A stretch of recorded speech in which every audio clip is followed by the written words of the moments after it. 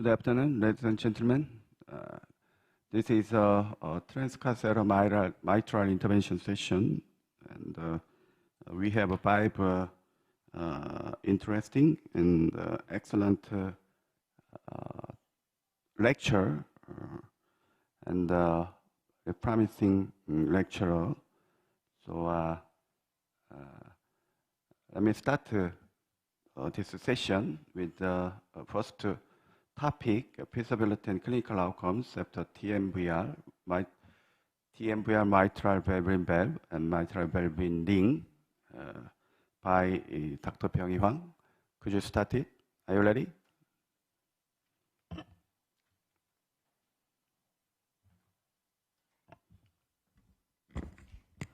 Thank you, Chairman, for kind introduction. So my topic is mitral valve and valve or valve and ring. So there are many different percutaneous mitral treatments like repair to replacement, very much devices, many methods. And as you can see, it's coming to repair to replacement. We are doing leaflet repair, mitral clip, as we call TEER, and there are some things like annuloplasty, or there can be valve replacement, Intrepid. So the difficulty of doing transcatheter MVR is that there is a complex anatomy and the delivery system, and it's different to anchor in the mitral valve. So there are lots of anchoring mechanisms like this. In 2017, FDA approved that the SAPIEN 3 valve got the approval for aortic and mitral valve and valve procedures. So this mitral valve and valve procedures are like this. This is a mitral valve and valve in surgical valve, and mitral valve in surgical ring called MVIR. And as you can see, this is a case of heavily mitral annular calcification in mitral valve in mitral annular calcification. So there are some studies was in 2021, over 1,000 patients from 90 centers. So as you can see, doing the TMVR in the valve versus ring, doing the procedure in the valve has the more better survival. And as you can see, the MR severity is better in valve and valve than valve and ring. There is a 2-year outcomes of TMVR in the mitral trial. It was from 2015 to 2017. 91 patients was enrolled. And as you can see, from the baseline and 1 year, 2 year, there is a sustained improvement in 6-minute walk test and KCCQ score. And as you can see in this survival probability, you can see that the patients with valve and valve has a better survival probability than valve and ring or in MAC. And this was in 5-year trial final results in 2023 EuroPCR. So this is a study of a valve and valve 30 patients, valve and ring 30, and native MAC 31, and has been over 5 years follow-up. As you can see in the survival, patients treated with valve and valve had excellent survival than the valve and ring or in MAC groups. And as you can see in this valve and ring, valve and MAC, symptoms and the reduction in mitral regurgitation had a sustained improvement over 5 years, and it was stable in all 3 groups. So this mitral valve and valve or valve and ring or in MAC are a reasonable alternative for patients with a high surgical risk. So I'm going to show you our case. This is probably the first case in Korea with doing double valve procedures. 77-year-old female had a MVR EPIC valve 29 millimeters in 2011. As you can see in this echo, patient has a severe MR due to mitral valve dysfunction and severe AS. So the patient had a very high surgical risk, and after hot discussion, we decided to do TAVI and TMVR. So as you can see in this pre-TAVI CT evaluation, you can see there are heavily calcified lesions in all three cusps. And in the pre-TAVI CT evaluation, size measurement was done, and annulus area and perimeter was acceptable for 26 mm TAVI valve. And as you can see in this pre-TMVR CT evaluation, the area was 542 and perimeter 82.9. And we did a virtual valve simulation to see if there is no obstruction in the LVOT. So determination was 26 millimeter or 29 millimeters. So we did both simulation, and as you can see, there is a partial obstruction of LVOT. So in this app from Binyak Bapat, you can see that it's a Sapien XT 26 or 20 millimeters. So we did a simultaneous TAVI and TMVR. It was first case reported in the 2017. So this valve and valve sizing we have to see the true internal diameter of the valve and the valve positioning. So it depends on the original surgical type of the valve. So we did the procedure. So first, septal puncture. So in mitral clip, septal puncture site has to be superior and posterior so that the clip can be trajectory to the mitral valve. But in this case, TMVR with Sapien valve, if we puncture too high, then we have to make the device more angled. So it's difficult to do the procedure. So posterior is good, but not too high. After femoral puncture and positioning, we did the LT wire crossing and put the TAVI valve implantation first.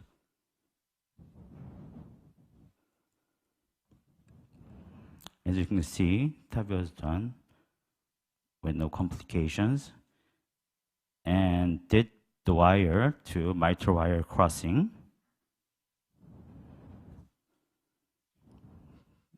This patient was not mitral stenosis, mitral regurgitation, so the wire went into the LV relatively easily.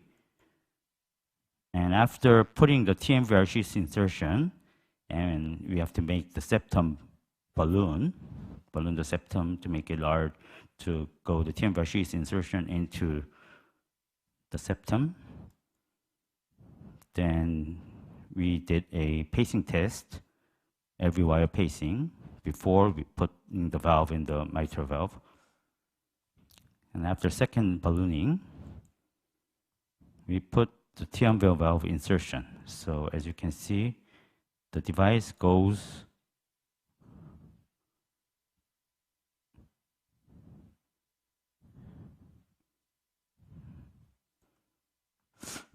into the mitral valve. So as I mentioned earlier, if this puncture site is too high, then we have to make this device more angled. So it's difficult to do the procedure. So in this TMVR valve insertion, we not too high, maybe middle or a little bit inferior and posterior. Then during the LV wire pacing, we did a TMVR valve and valve.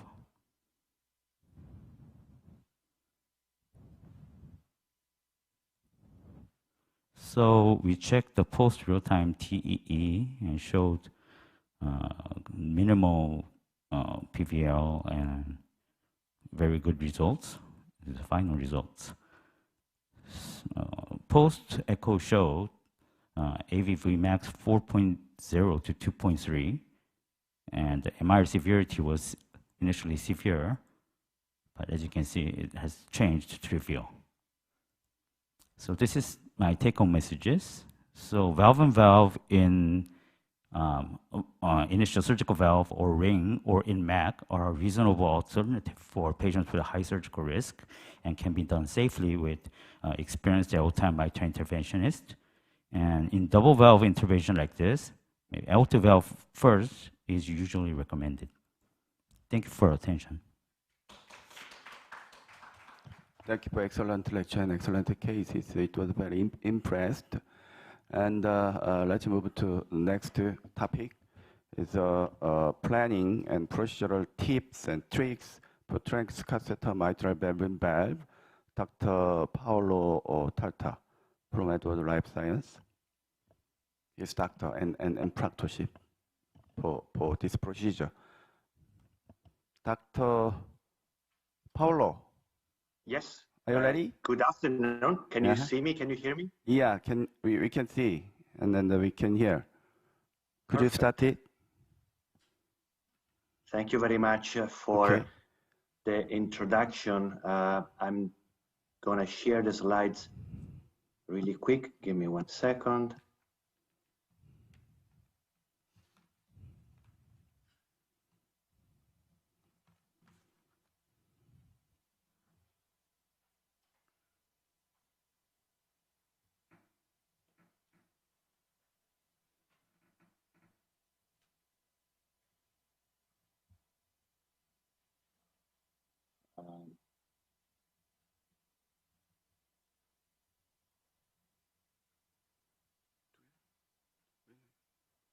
Can you see the slide? Yes, we can see. Okay, perfect. Sorry for the inconvenience. Okay, thank you for inviting me to this very interesting meeting. I'm going to talk for a topic about a topic that is very dear of mine. I have been always passionate of transcatheter mitral valve in valve.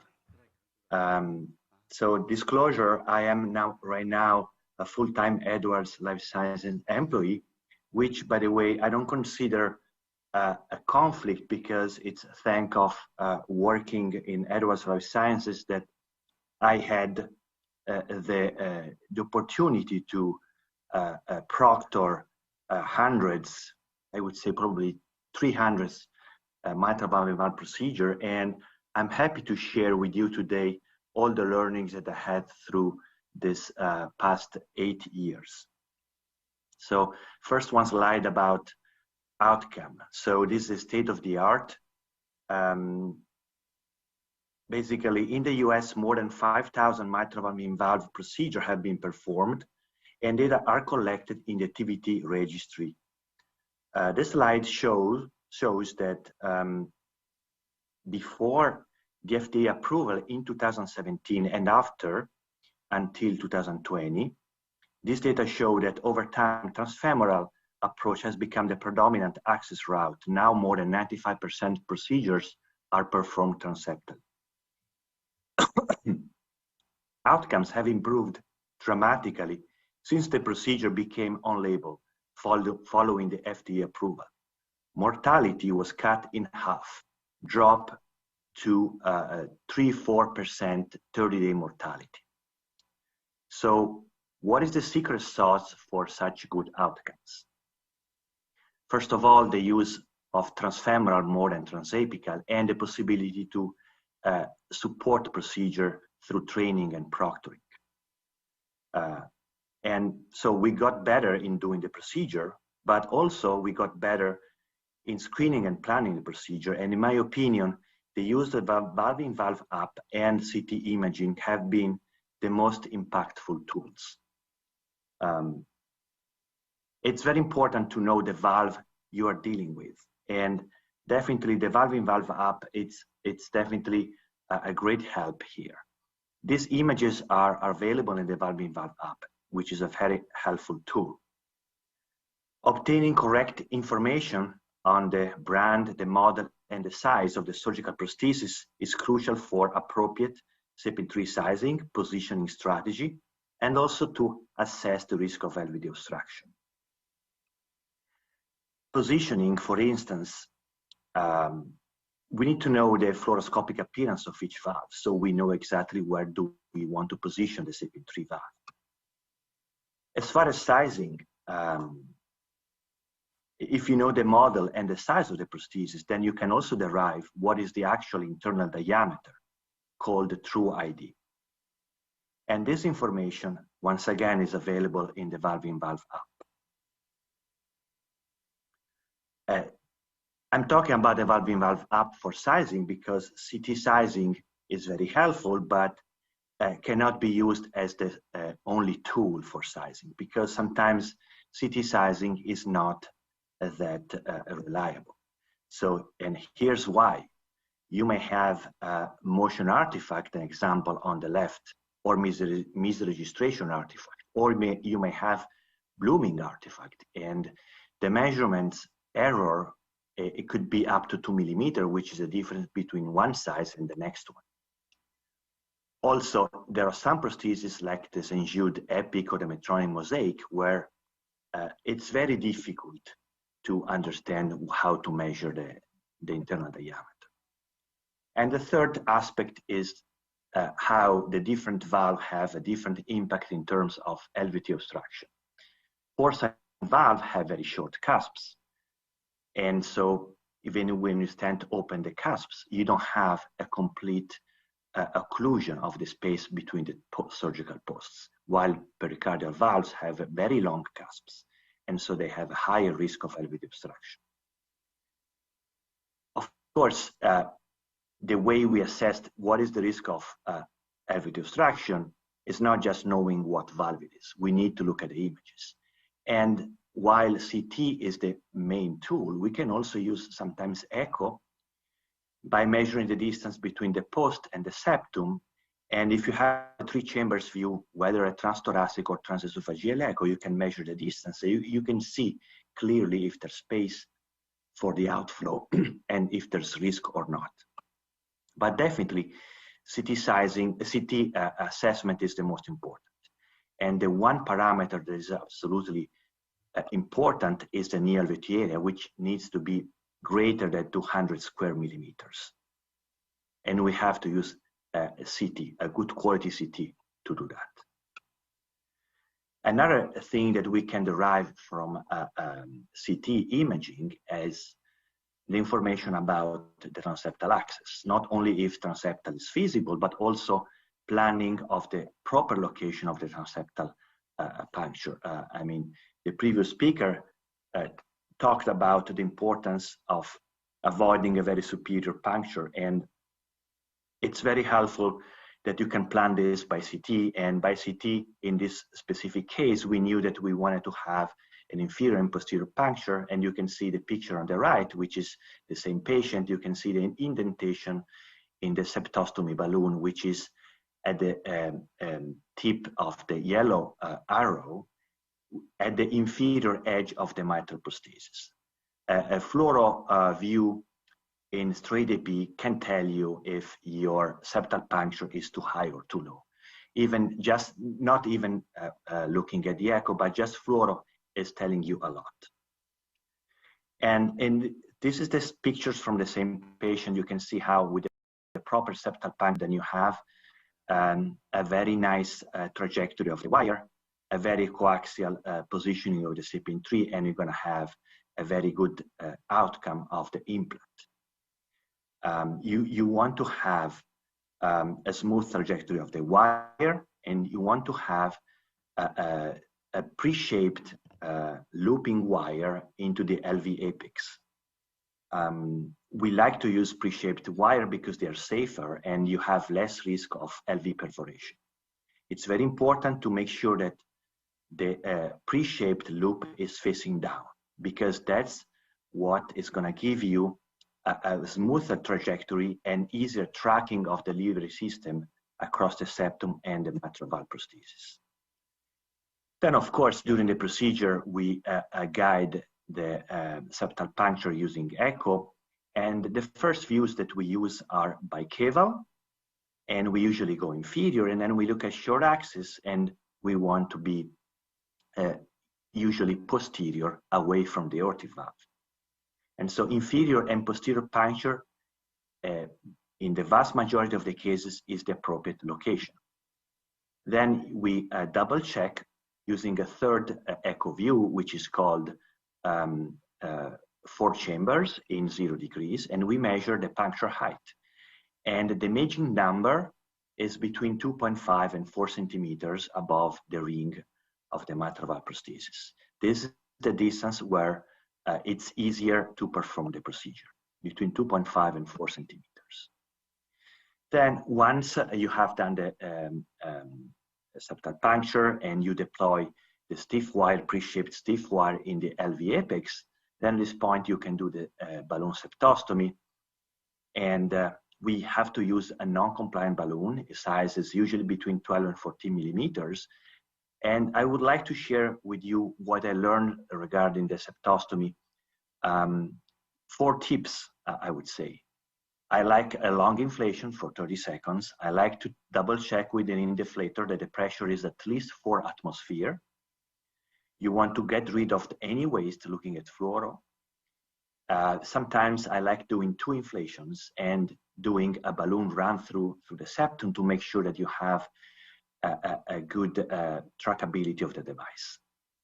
A correct septal puncture and a correct balloon septostomy and the correct use of the wire, these are the tricks that can ensure a smooth procedure. Here is an example where the puncture was too high, and then if you have a too superior puncture, you can see how the trajectory of the wire is not favorable. In this patient on the left, you can see how also this loop of the pre-shaped wire is facing up, which is not good. In this case, a second puncture was done and everything was much easier, as you can see picture on the right. So sometimes it's still challenging to track the delivery system across the septum, and what can we do in these cases? Something that I learned is to watch what happens at the transesophageal echo. You want to watch the progression of the valve across the septum, understanding if it's the valve that cannot cross the septum because the stent of the valve is catching onto the septal tissue, or because like the video on the top right corner, you can see how the stent of the valve is already on the left side of the atrium. However, the pusher, the flex catheter, is catching onto the septum. In this case, you just have to telescope and advance the stent of the valve across the mitral valve prosthesis, leaving the flex catheter all the way on the right side of the septum. So this is a summary slide where basically these are the 3 possible bailout solutions in case you have challenging tracking. Sometimes you need to do a new puncture. In some situation, you can snare and elect to snare the loop into the LV apex. You can snare this wire coming through the aorta or coming through the transeptal axis again. And by using a JR4 catheter, you can stabilize the snare and push the looping wire into the apex to have a nice and stable wire, so you can have more trackability. Or in some situation, you can actually perform a second, more generous septostomy with a bigger balloon. And you can use the left femoral venous access for that. So now talking about positioning, the picture on the left is showing the most challenging valve, maybe because the Mosaic has only eyelets at the ventricular end of the surgical post, and you don't see the ring. While the picture on the left is showing an Edwards perimount valve, which the stent is completely visible. It is much easier to have a good positioning. Remember, the foreshortening happens from the atrium. You don't need to pace 200. Sometimes we pace 140. You can have a long pacing, no problem. The pressure is not going to drop below 80, and you can have a long pacing. Now I want to share an example of a bad deployment in a Mosaic valve. Like I said, Mosaic is a challenging valve because you only see the ventricular end of the posts and you don't see the basal ring of the prosthesis. In this case, you can see also that the valve is not coaxial, it's very canted. And because you don't see where is the ring, the risk is that you push the valve too far into the ventricle. Like as you see, this operator pushed the valve too much deep into the ventricle. They started inflation. They were not realizing that the valve was getting too deep into the ventricle. And in this situation, when they realized the valve is too deep, it was already too late. You can see at this point that the inferior portion of the stent is already too low. It's already past the basal ring, and then there's no recovery at this point. They try to pull back the commander delivery system. The commander is not coming back. At this point, you can only deploy the valve, and hopefully the valve is not going to embolize. You can deploy a second valve and save the day. I have seen this complication only on Mosaic valve and when the valve is canted.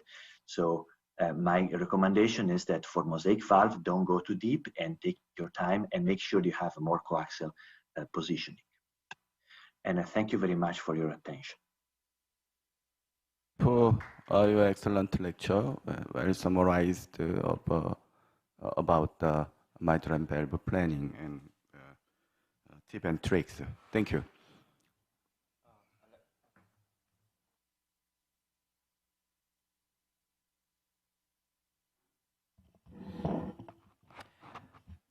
I'd like to introduce next speaker, Dr. Wei Xian-in. So he already gave a speech at different hall, but this time his topic is procedural tips and tricks for percutaneous closure of mitral paravalvular leakage. He was past president of Taiwan Society of Interventional Cardiology, and he performed the largest number of TAVI and PVL closure in Taiwan. So it's my honor to introduce him. And if you and Dr. Paola don't mind, we want to have discussion after your lecture and say goodbye. And next two topics, we'll talk with comfortable situation and in Korean. So please, Dr. In, are you there? Dear colleagues, I'm Dr. In from Taiwan. It is my great pleasure and honor to discuss with you procedure tips and tricks for percutaneous closure of mitral paravalvular leaks. As we know, paravalvular leaks is a relevant complication after both surgical metallic or bioprosthetic and the transcatheter bioprosthetic valve replacement. Paravalvular leaks are the result of an incomplete seal between the sewing ring and annulus for surgical bioprosthesis, or stent frame and the aortic annulus or calcified leaflets for transcatheter heart valves. Approximately 1 to 5% of patients undergoing mitral or aortic valve replacement experience some sort of paravalvular leaks with a varying clinical importance, ranging from asymptomatic to life-threatening.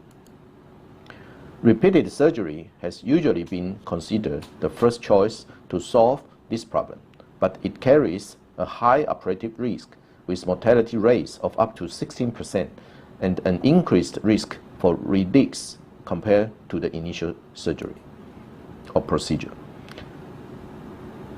Advances in 3-dimensional transesophageal echo and the 3D or 4D CT have greatly improved our evaluation and planning prior to percutaneous closure. So after diagnosis, we can evaluate the lesion and determine whether which kind of treatment should be.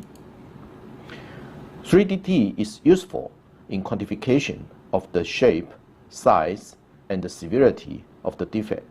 As shown in this slide, we can clearly identify where the leak is, and we can evaluate the severity of the leak before and after treatment. 3DT can also guide the transcatheter procedure. You can see the wires through the leakage and the occluder after deployment. The clinical indication of paralytic closure are hemolysis and or PVL-related heart failure. We can evaluate the risk of surgery and the likelihood of success of intervention before intervention. Because the physical characteristics of the surrounding tissue are difficult to determine and their response to closure device nearly impossible to predict, varying types of PVL closure devices have been used.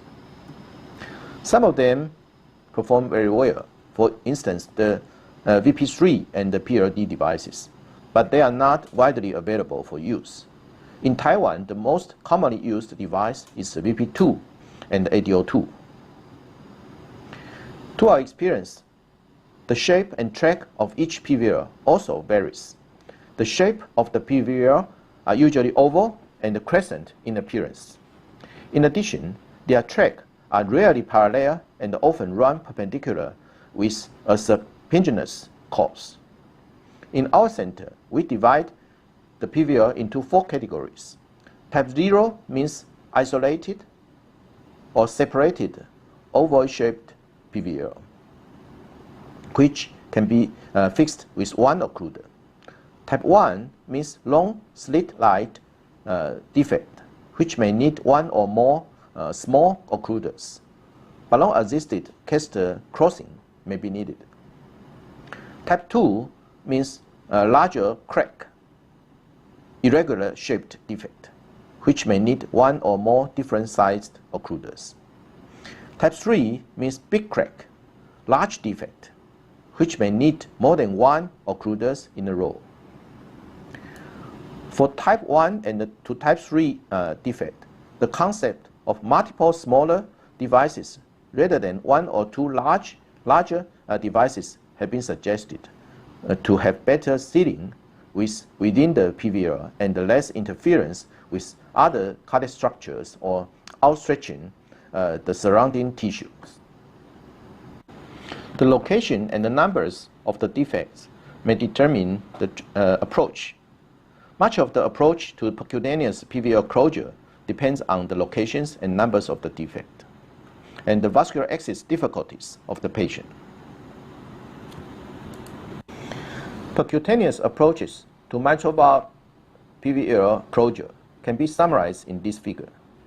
You can do the procedure antegrade via transeptal through femoral or jugular vein, or retrogradely through transapical or transfemoral or transbrachial.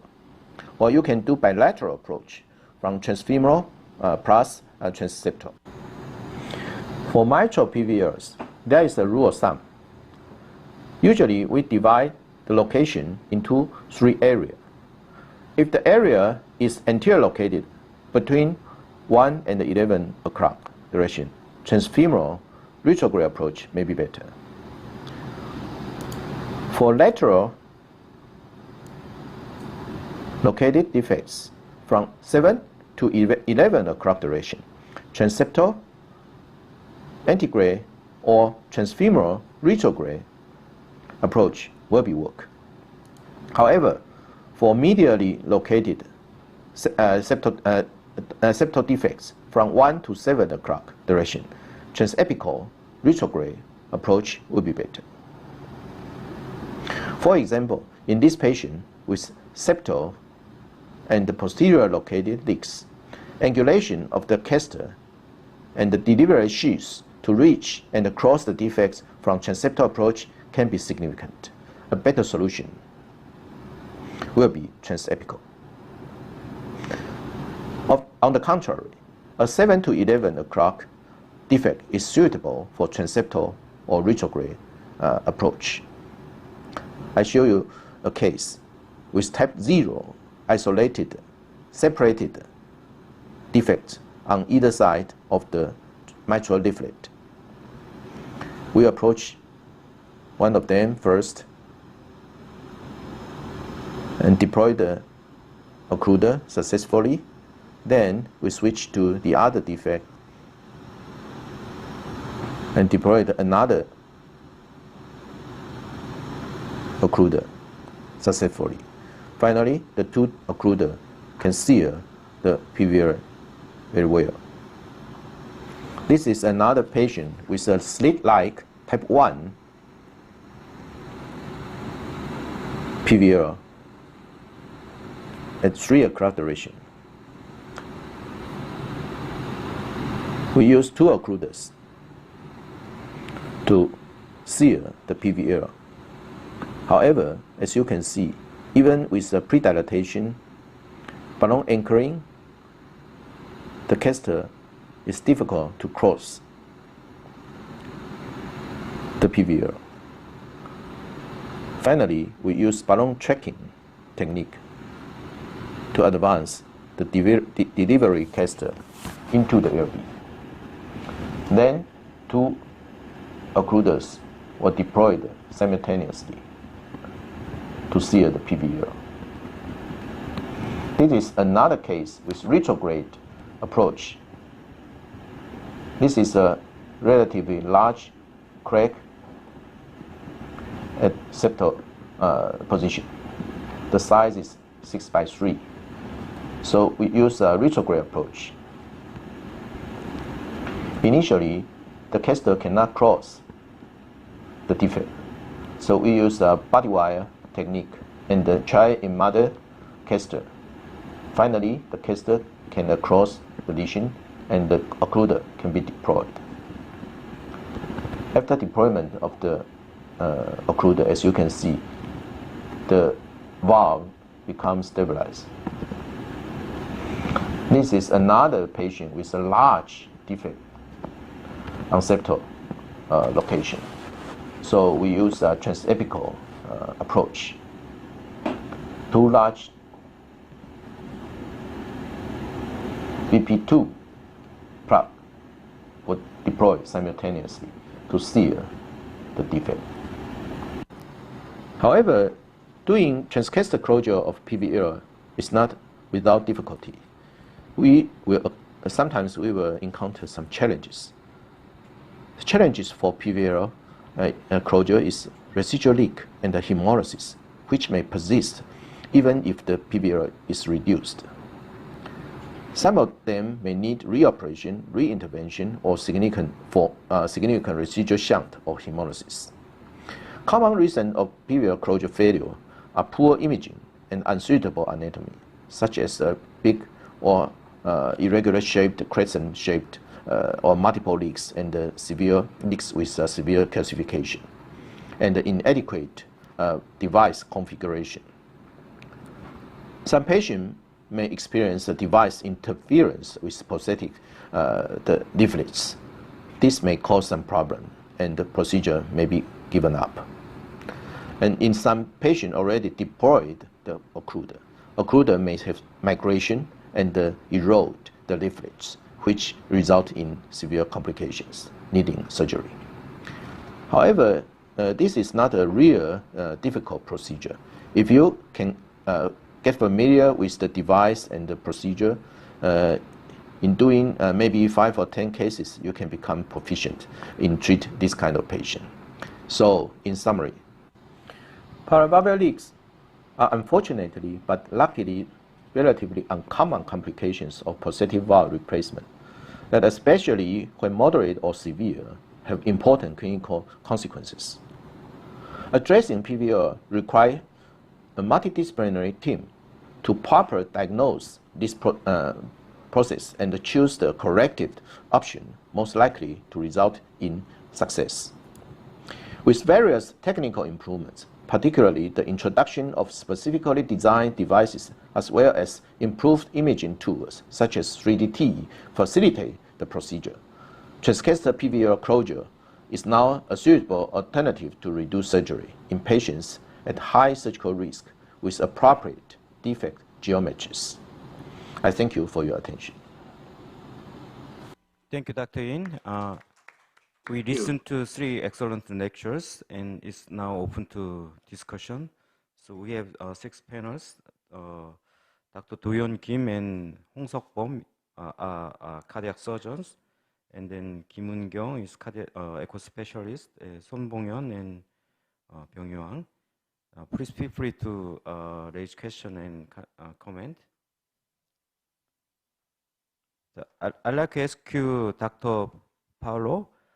So, so sometimes we met the case, we failed make a coaxiality of sapien valve to the surgical failed valve. So in this case, it's very difficult to make coaxiality. How do you solve this problem when deploying the valve? Yes, it's a good question. Most of the times, so the case I showed was in a mosaic valve where it's very important to be coaxial, or at least if you cannot be coaxial, you have to start a little bit more atrial. So the good thing is about mitral valve is that even if you don't start coaxial, in the end, during the inflation, the valve will self-center because you have a long stent of the surgical prosthesis and the balloon will realign the valve as you go with the inflation of the balloon. It's different when you do valve in ring or valve in MAC. In native valve, this is a problem because if you don't start coaxial, you do not land coaxial. So for those cases, then some tips and tricks that we can use is the push-push technique. So you push the wire a little bit and you push the delivery system on the other side. This will make the system pivot a little bit and increase the coaxiality of the device. But you cannot push the wire too much into the apex or you can risk a perforation. So you can push, but with being gentle. Another technique that you can use sometimes, you can have the delivery, if you have the commander delivery system inside the left atrium and you flex the catheter and you posterior torque the device, then you create a different trajectory of the balloon catheter that is going to be more coaxial in the anterior-posterior direction. So there's some limited maneuvers that you can do to make it better. But most of the times involving valve, as I said, is not so critical. So in United States, in doing transmitral valve, the cerebral protection is routinely done or in selected cases? It's not, I think we don't see more use of embolic protection devices in mitral procedure because there's no evidence of an increased risk of stroke. So centers that they use embolic devices, embolic protection devices for TAVI, they will also use it for mitral, but not necessarily. I have to tell you that in most of the centers, mitral valve has become a full venous procedure. So, because of that, if you you're an experienced center, you don't perceive there's a higher risk of stroke, you just do a simple venous procedure with single transfemoral venous access, even pacing through the wire, not even using a temporary pacemaker, and that shortened the procedure dramatically. Now, if you are planning for arterial access and then you are very confident and comfortable with the use of embolic protection devices, it's fine, it's okay. But we are not seeing an increased risk of stroke. Dr. Paolo, how do you manage the ASD, balloon-made ASD, artificial ASD? Do nothing or closure in your clinical practice in the United States? Yeah, it's a good question. I can tell you, I can share with you that looking at the TVT registry data, only 7% of the patients receive a septal occluder after mitral valve valve. Which case? And I can tell you that that 7% is driven mostly by some centers that they close every single case. There are centers that almost never close, other centers always close, and then in summary, we have a 7%, Personally, I believe that we should close every single case where you have a right to left shunt, or if you have a very severe shunt with RV dysfunction and the volume overload is hurting the right ventricle. In those cases, I think it's prudent to close the AST. Mm-hmm. Okay, I have a question for Dr. Huang. Byung-Hee Huang. You showed a very interesting clinical study data about the Baldwin, mitral Baldwin valve and Baldwin ring and Baldwin MAC. So you showed the Baldwin valve was much better than Baldwin ring and Baldwin MAC in terms of clinical outcome, especially mortality. We know very well Baldwin MAC usually associated to high procedure-related death because of embolization risk very high. But why did the Baldwin ring show the bad clinical outcome similar to Baldwin MAC? Actually, I have only had cases in mitral valve and valve. I have no cases in ring or MAC. But okay. So I'm not a cardiac surgeon, but I think that the valve is more resistant and more rigid than the ring. I think ring is very soft, so it has more PVL and like that. So I think that is the difference between the valve and the ring. Okay, second question. You showed very wonderful cases, simultaneous TAVI and mitral valve cases in patients with severe aortic stenosis and severe MR. But I think that that kinds of simultaneous procedure usually associated with a higher complication rate. And second is, if you treat severe AS with TAVI, you can evaluate properly MR severity. I think that if you treat a severe AS, MR severity would be decreased, and you can avoid unnecessary procedure, the mitral valve procedure. What do you think about that? Oh, I think very excellent question. Actually, we did the procedure with the TE guided. So after putting the LT valve, we checked, and there was severe MR, so we went to the second valve. And in the worldwide data, so there are some debates about doing it simultaneously or next time. Mm-hmm. But there are debates, but the results is not that different from simultaneous and doing it late. So we did it simultaneously due to patient's conditions like that. So I'd like to ask you, Dr. In.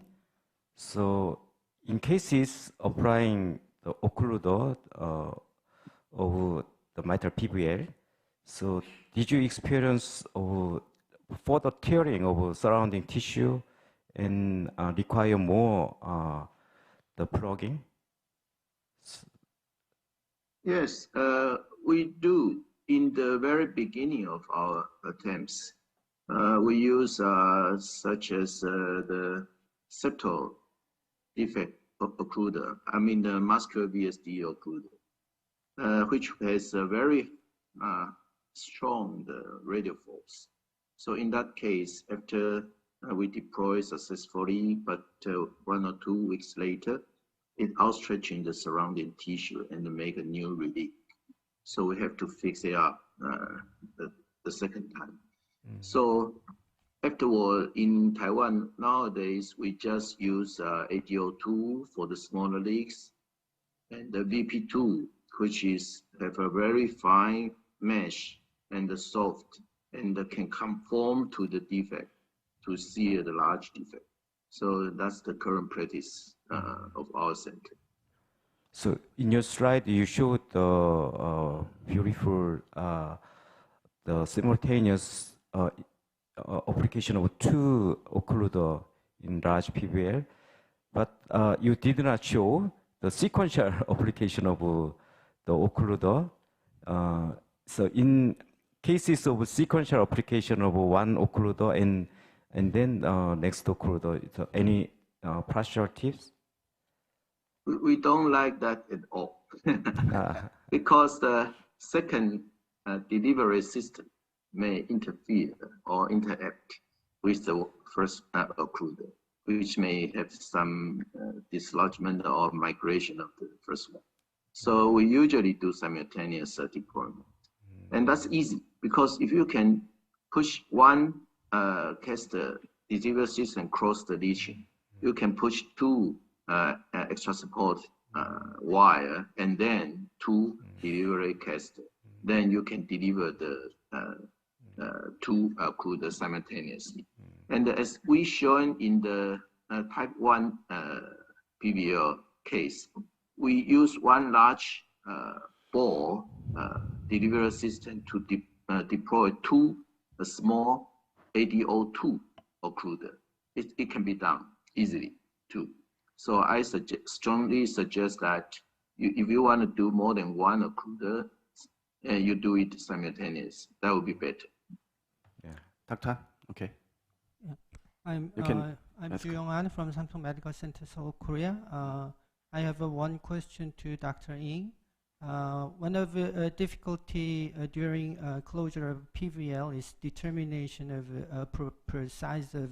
Then the sound is too low. I cannot hear very clear. Okay. 다시 해주세요. 아, 요 앞에 마이크. 요 앞에 마이크. 크게 해달래요. One of the difficulty during closure of a paravalvular leak is determination of appropriate size of occluder. I'm a little bit concerned about embolization of occluder, so I prefer relatively large size of occluder, 10, for example, 10. So do you can you explain any practical tip for determination of size of occluder? Usually we measure the width of the lesion and choose a disc 1.5 times larger than that width. That can guarantee the not to embolize the lesion during deployment. If you have a long lesion, you'd better to prepare two occluders or three occluders in a row.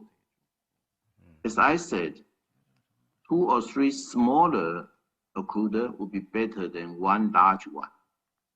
Because the large one, you still have two small defects on either side.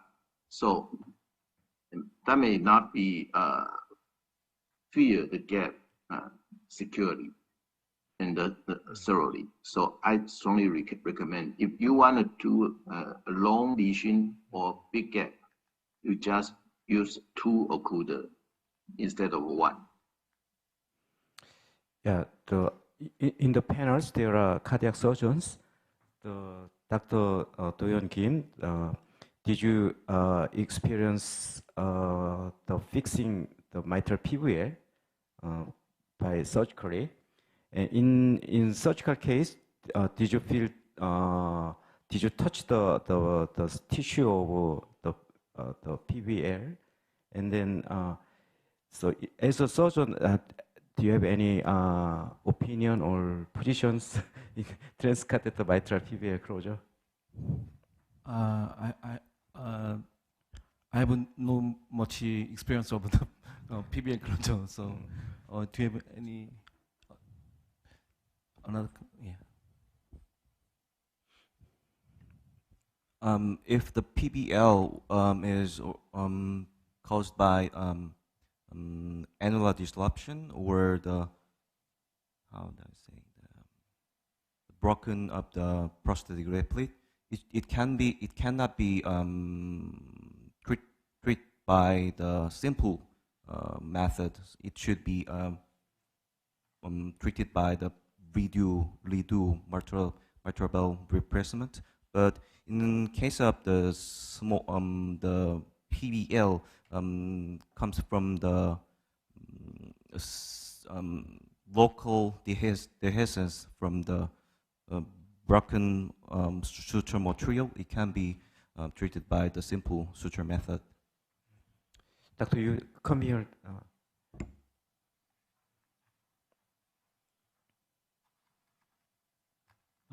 As a cardiac surgeon, even when we open the field and just look at the mitral valve PBL, it's very difficult to decide whether I have to replace it or just repair it, because most of the PVL case, it starts with small crack, but the crack is extending almost.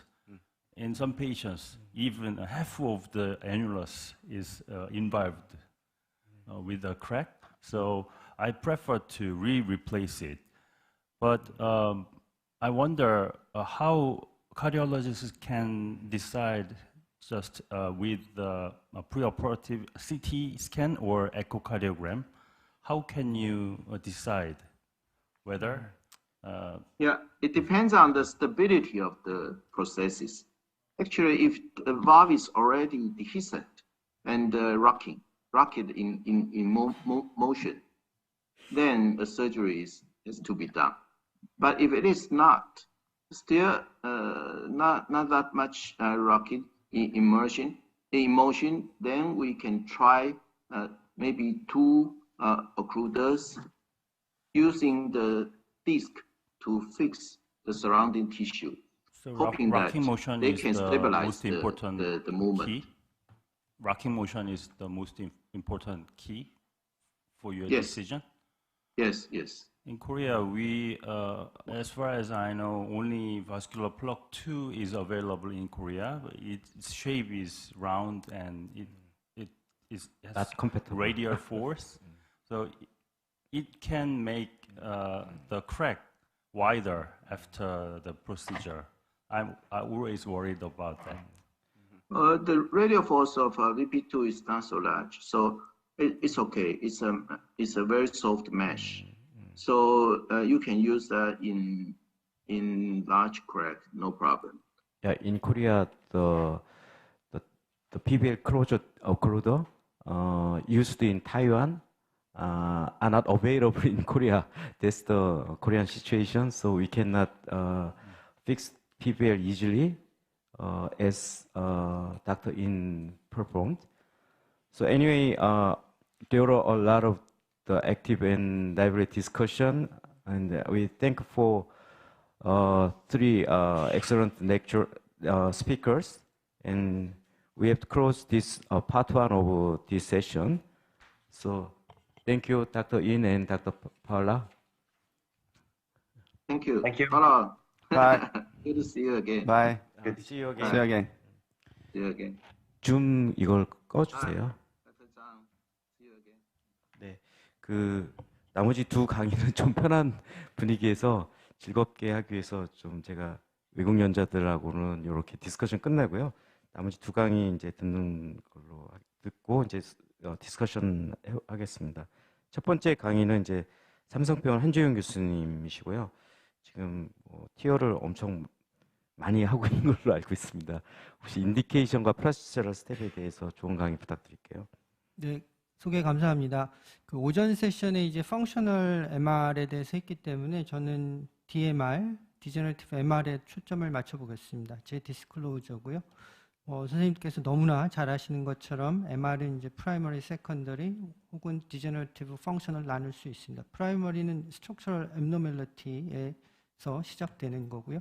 2020년 미국 가이드라인은 이 크로닉 프라이머리 MR에 대해서 티어 프로시저를 클래스 2A로 권고하고 있습니다. 증거 수준은 뭐 아주 높지는 않습니다. 근데 단서 조건이 많습니다. 그래서 수술 리스크가 높거나 못하거나 그리고 어나토믹하게 이 티어 프로시저를 페이버러블하고 환자 그래도 1년 이상은 잔여 수명이 예측될 때 권고를 하고 있습니다.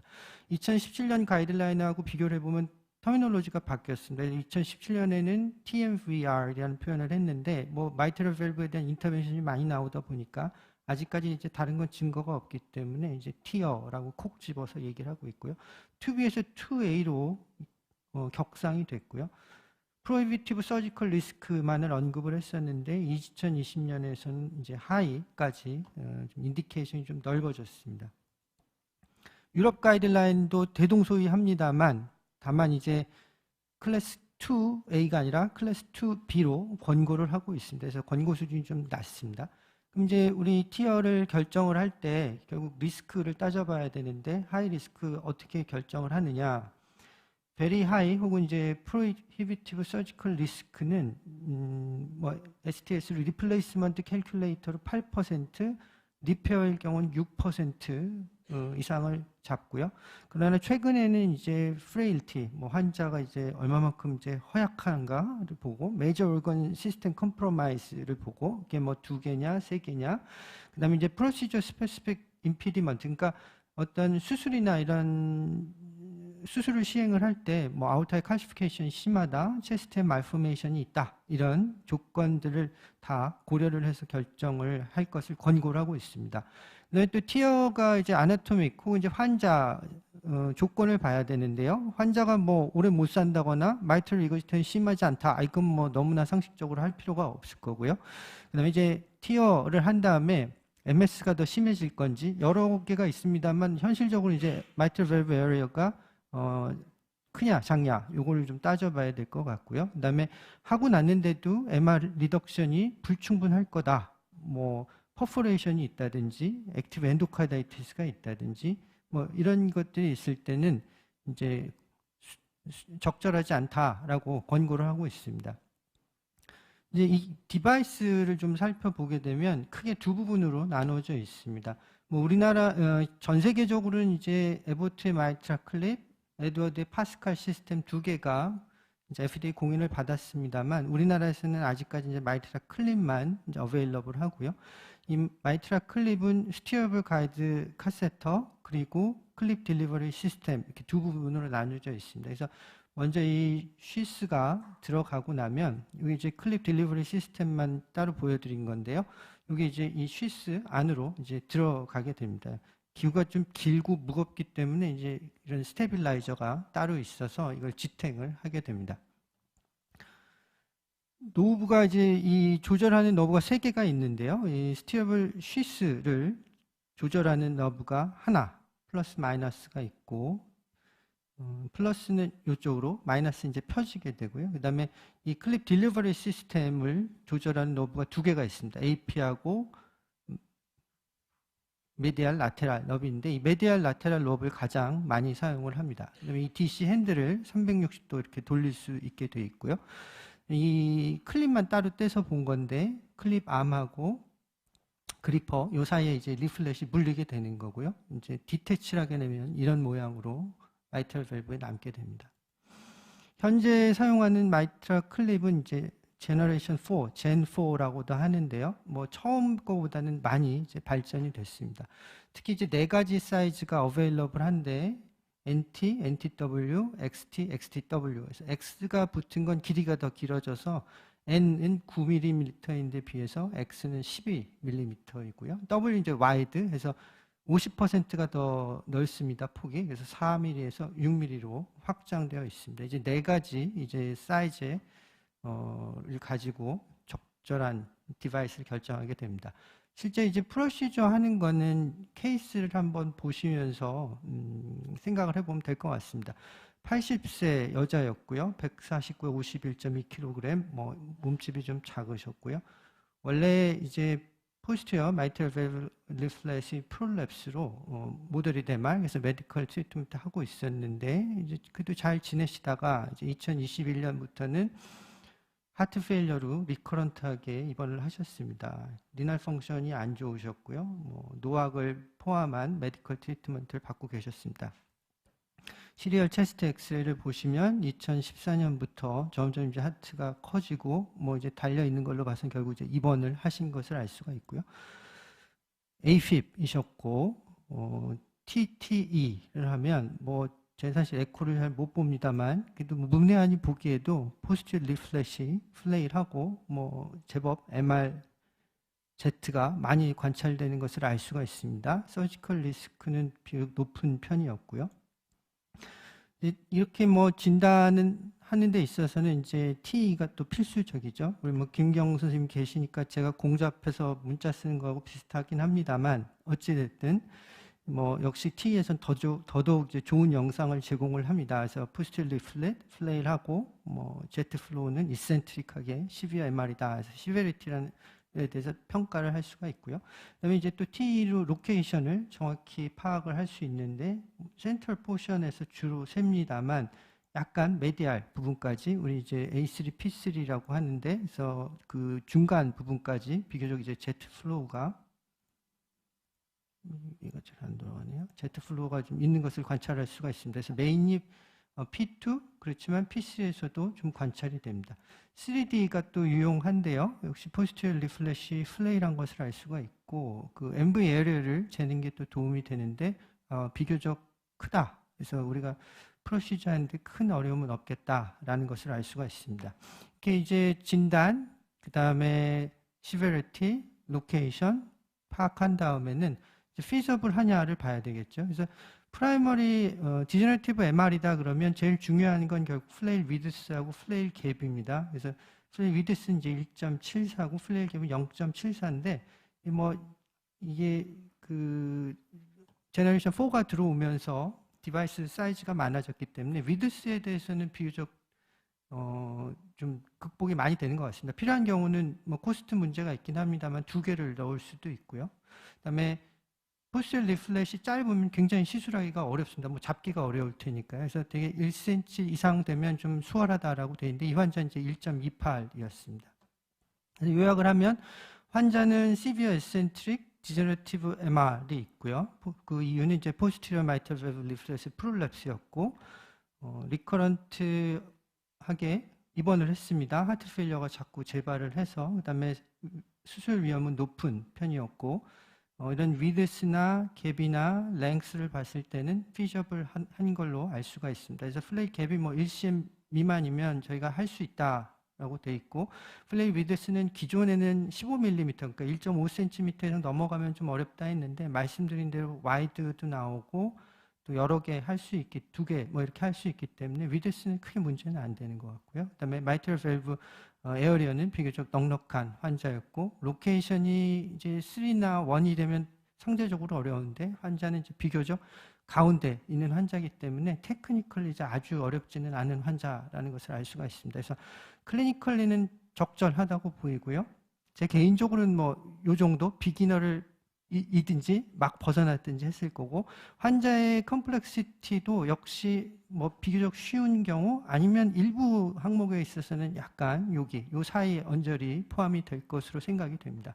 그래서 요약하면 프라이머리 마이트럴 MR이 있고 리스크는 OP 리스크는 높고 아나토미컬리는 좀 피저블한 그래서 티어를 하는 게 적절하다고 생각이 됐고요.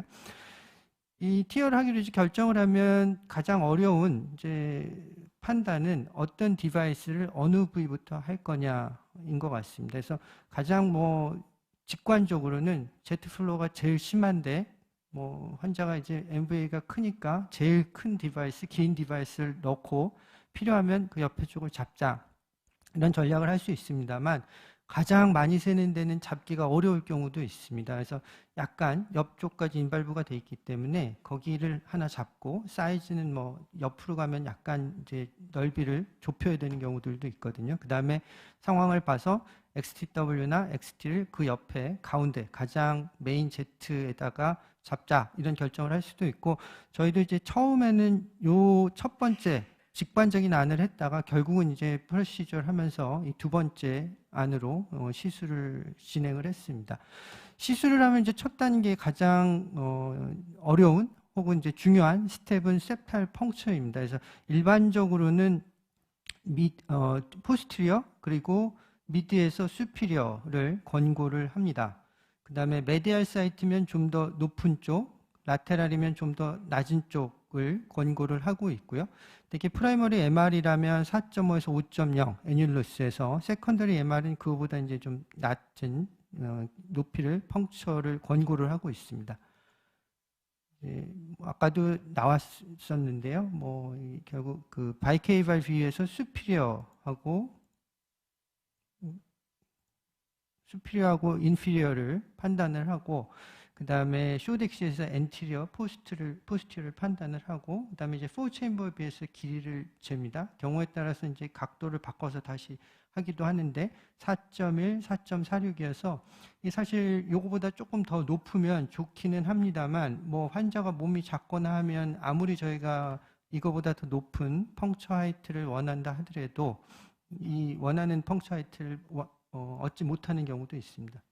그다음에 또 하나 중요한 건 3D에서 똑같은 높이라 하더라도 엔티리어 펑처가 되느냐 포스티어 펑처가 되느냐에 따라 시술이 굉장히 달라집니다. 그래서 엔티리어 펑처가 되면 이 경우에 따라서는 아orta 쪽으로 가서 아orta 허그 현상이 발생할 수도 있고, 아니면 너무 이제 포스티어 쪽으로 치우쳐져서 이 트라젝토리가 포스티어 쪽으로 들어갈 수도 있고요. 반면에 이제 3시 방향에서 들어오면 이렇게 이 애닐루스하고 직각을 이루면서 들어가기 때문에 훨씬 이제 시술이 편해지는 경우가 많습니다. 그래서 똑같은 펑처 하이트를 할지라도 이 3D에서 어느 쪽으로 들어오는지를 또 꼭 확인을 해야 되고요. 이 환자도 이제 펑처를 하면서 아까 그렇게 잘 이미징 선생님들이 잘 메저링 해주신 거에 따라서 펑처를 했습니다. 뭐 저희는 이제 SL 쉬스에다가 브루켄 브루니들 뭐 아주 고전적인 방식을 하고요. 만약에 septal 펑처가 이제 잘 안 되는 경우들이 있는데 그럴 때는 이제 보비를 일렉트로 코터리제이션 사용해서 뚫기도 합니다. 그다음에 각도를 또 바꾸기도 하고, 이 환자도 사실 원하는 만큼 4.5 이상은 나오지 않았는데 뭐 여기가 제일 맥시멈 하이트를 얻을 수 있는 위치였기 때문에 그대로 펑처를 진행을 했습니다. 펑처를 진행을 한 다음에는 이제 저희는 이제 사파리 와이어를 보통 넣어놓고 하고요. 그래야 서포트도 되고 주위에 이제 인저리를 주지 않기 때문에. 그다음에 RA까지 갈 때는 마이너스 너브를 써서 이 튜브 쉴스를 펼쳐서 가고, RA에선 다시 뉴트럴 포지션으로 숙여서 이제 와이어를 따라 들어가게 되고요. 그 후에 이제 다일레이터하고 가이드 와이어를 제거를 하게 됩니다. 항상 이제 쉴스가 LA에 2에서 3mm 정도, 아니죠, 2에서 30cm 정도 남아있게 항상 유지를 해야 되고요. 그 다음에 이제 클립이 이제 들어가게 됩니다. 들어가게 되면은 여기 이제 항상 LA에 데미지를 안 주도록 노력을 해야 되고, 이제 스트레들 포지션이라고 하죠. 요 마커 큰 거 하나에 이 쉴스 끝에 딱 두 마커 사이에 위치하도록 해야지 위치 카세터를 움직이는데 딱 조절이 잘 되고요. 그 다음에 이제 주로 포스티어 메디안 높하고 포스티어 로테이션을 사용을 해서 마이트럴 밸브 쪽으로 이제 가게 됩니다. 그래서 이렇게 가게 되는데 이제 이 환자도 좀 에올타 쪽으로 갔습니다. 저희가 펑처를 아주 공들여서 한다고 했지만 이제 모든 환자에서 만족스러운 펑처 위치를 얻을 수는 없는 경우도 많고요. 일단 마이트럴 밸브 근처에 가게 되면 그 다음에 이제 트라젝토리하고 퍼펜디큘러리티를 보게 됩니다. 그래서 트라젝토리라는 거는 이제 이게 잘 들어간지 메디알 혹은 라테랄로 치우지 않고 L다이브가 치우치지 않고 잘 에이펙스로 가는지, 그 다음에 LVOT 뷰에서는 엔티리어 포스티어 트라젝토리도 봐야 되고, 트라젝토리가 괜찮다라고 판단이 되면 그 다음에 이제 퍼펜디큘러리티를 봐서 이 클립이 커미셔에 대해서 직각, 뭐 경우에 따라서는 약간 틀어서 하기도 합니다만 일반적으로 이제 12시, 6시에 하는 것을 이제 권고를 하고요. 그렇지만 이제 아까도 말씀드린 것처럼 이렇게 에올타 쪽으로 이제 붙어서 가게 되는 경우들이 종종 발생을 합니다. 이제 그렇게 될 때는 플러스 너브를 쓰고, 그렇게 되면 그다음에 다시 플러스 너브를 쓰면 이게 각도가 좀 쓰게 되거든요. 그래서 대신에 그 부수적으로 뭐 엔티어 로테이션하고 라테랄 메디알 무브먼트를 좀 해야 되고, 이렇게 하고 나면 이렇게 아까보다 이제 훨씬 에올타 대비 이렇게 더 서서 거리가 좀 있게 된 것을 알 수가 있습니다. 또 종종 마주치는 시나리오가 septal 하이트가 낮은 건데요. 이때는 이제 포스티어 로테이션을 하게 되면 조금은 도움을 받을 수 있습니다만 모두 다 만족스럽지는 않습니다. 그래서 이 환자도 처음에는 이제 아주 밸브에 다 있었다가 포스티어 로테이션 하면은 조금은 이제 떨어지는 것을 알 수가 있는데, 뭐 얻을 수 있는 정도가 아주 많지는 않고 모든 케이스에서 다 성공적이지는 않기 때문에 항상 그 펑처를 신경을 써서 해야 될 것 같고요. 이게 트라젝토리하고 퍼펜디큘러리티가 잘 맞으면 사실 그래스핑 자체는 어렵지 않습니다. 이미 다 맞춰놓고 들어간 거기 때문에 그대로 올라오면 양쪽을 다 태울 수가 있고요. 이때도 이제 태우고 놓고 막 빨리 이제 그리퍼를 내리는 게 아니라 충분히 이밸류에이션을 해야 됩니다. 그래서 컬러 플로우 우리가 원래 겨냥했던 위치가 맞는지, 그 다음에 3D에서 이 처음 맞춰놨던 퍼펜디큘러리티가 맞는지를 충분히 평가를 한 다음에 다 괜찮다라고 하면 그 다음에 이제 그리퍼를 내리고 클립 암을 닫고요. 그 다음에 마이트럴 밸브 프레셔 그레디언트를 재서 MS가 발생하진 않았는지 알아야 되고요. 그 다음에 이 적절한지를 알기 위해서는 뭐 레지듀얼 MR 보는 게 제일 중요할 거고요. 그 다음에 마이트럴 클립이 스테이블한 것도 봐야 될 것 같고, 제일 센시티브한 건 펄모너리 베인 시스톨릭 플로우 리버설이고요. 경우에 따라서 이제 스판티언스 에코 컨트라스트가 확 생기는 경우가 있습니다. 그러면 MR 플로우가 줄어들었다는 것을 알 수가 있고, LA 프레셔를 잴 수는 있는데 이건 상대적으로는 좀 인센시티브한 것 같고요. 뭐 말씀드린 대로 MS 컴포넌트가 있는지도 봐야 될 것 같고요. 이 환자 이제 클립을 2개를 넣었는데 넣고 나서 보시면 비교적 2개가 나란히 잘 붙었고 스테이블한 것을 알 수가 있고요. 마이트럴 리거지테이션은 뭐 굉장히 많이 줄어들었습니다. 마일드 이하로 뭐 미니멀 혹은 트리비얼 정도만 남은 것을 알 수가 있습니다. 플로로에서도 항상 이게 스테이블한지 안 왔다 갔다 하는지 평행하게 잘 들어갔는지 확인을 해야 됩니다. 뭐 펄모너리 베너스 플로우 리버설 없어지는 것을 확인을 했고, LA 프레셔는 안 떨어진 경우도 있습니다만 이 환자는 뭐 그 VAV가 되게 많이 떨어진 것을 알 수가 있습니다. 다음날 에코에서 확인을 했는데 여전히 뭐 이 클립은 스테이블하게 잘 있고 TT 뭐에서는 MR 플로우 많이 줄어들었고 마이트럴 프레셔 그레디언트는 높아지지 않은 것을 알 수가 있습니다. 환자는 뭐 증상은 많이 좋아지셨고요. 그다음에 엔티프로비엠피는 뭐 워낙 언더라인에 AFib이 있기는 합니다만 하트 페일리어 있었을 때보다는 많이 떨어졌고 아직까지 이제 입원을 하지는 않고 있고요. 체스트도 많이 좋아졌습니다. 그래서 환자를 뭐 잘 선택하는 게 중요하죠. 또 여러 과 선생님들이 같이 협의를 해야 될 것 같고요. 그다음에 여러 과정이 다 중요합니다만 가장 중요한 건 시간이 걸리더라도 septal 펑처 해서 이미징 스페셜리스트 선생님께서 오케이 할 때까지 손에 쥐가 나도 잡고 있다가 오케이 할 때 펑처를 해야지만이 그 다음 프로시저가 쉽고 안전하게 진행되는 것 같습니다. 경청해 주셔서 감사합니다. 네, 한주영 교수님 수고 많으셨습니다. 다음은 이제 이번 그 제주 심포지엄에서 유일한 그 서전스 렉처인데요. 그 아산병원 유재석 교수님께서 그 맥 인듀스드 시비어 마이트럴 스테노시스 때 수술이 가능한지 그거에 대해서 한번 좀 제가 어려운 강의를 좀 부탁드릴게요. 네, 소개 감사드립니다. 우선 이렇게 좋은 자리에 초대해 주신 거 정말 감사드립니다. 제가 보니까 인터벤셔니스트들이 굉장히 파이오적인 측면이 강하고 그래서 저희랑 되게 좀 잘 맞는 것 같아서 많은 걸 배우고 제 수술에도 많은 영감을 얻어가는 것 같습니다. 전 시비어 맥은 이렇게 소위 빅맥이라고 부르는데 서전에게는 굉장히 좀 챌린징한 그런 영역입니다. 이렇게 다양한 스펙트럼을 가지고 있어서 간단하게 해결할 수 있는 환자들도 있고 좀 심한 환자들도 있습니다. 서지컬 치료의 원칙은 이렇게 그 칼슘이 있는 부분들을 다 완전하게 어떤 수단과 방법을 써서라도 뭐 봅이나 칼이나 또 쿠사라는 것도 있는데 그런 걸로 다 잘라내고 그 베어 포션을 패치로 리컨스트럭션을 한 다음에 리플레이스먼트를 하는 게 그냥 근본적인 수술적 치료입니다. 하지만 이 수술은 LV 럽처의 리스크가 꽤 높고 그리고 칼슘이 남아있거나 패치가 제대로 안 됐을 때 파라밸뷸러 리키지의 위험성이 높습니다. 즉 굉장히 테크니컬리 디맨딩한 그런 수술입니다.